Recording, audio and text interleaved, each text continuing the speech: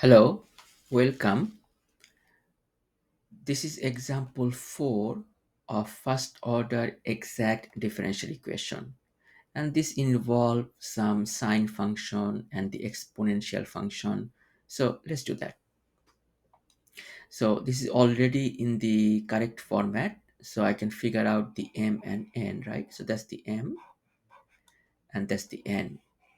Very important that you include the sign on the left. So that's very important. So let's write that down. So m is e to the x sine y plus 3y, and n is negative.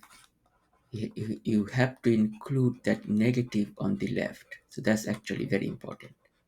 If you want, you can distribute this negative, and then rewrite this as e to the x sine y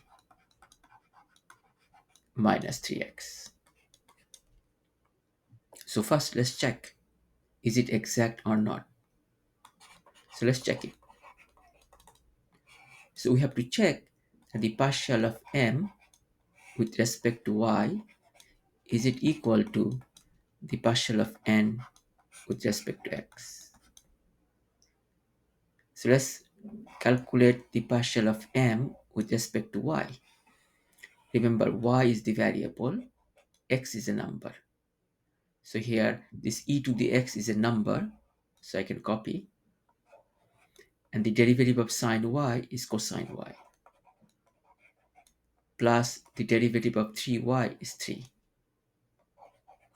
Is it equal to the partial of n with respect to x? So let's do that. So here my x is the variable. So the derivative of e to the x sine y is just e to the x sine y. And the derivative of negative 3x is negative 3. So here they are not equal. So they are not equal. So they are not equal. So this is not exact.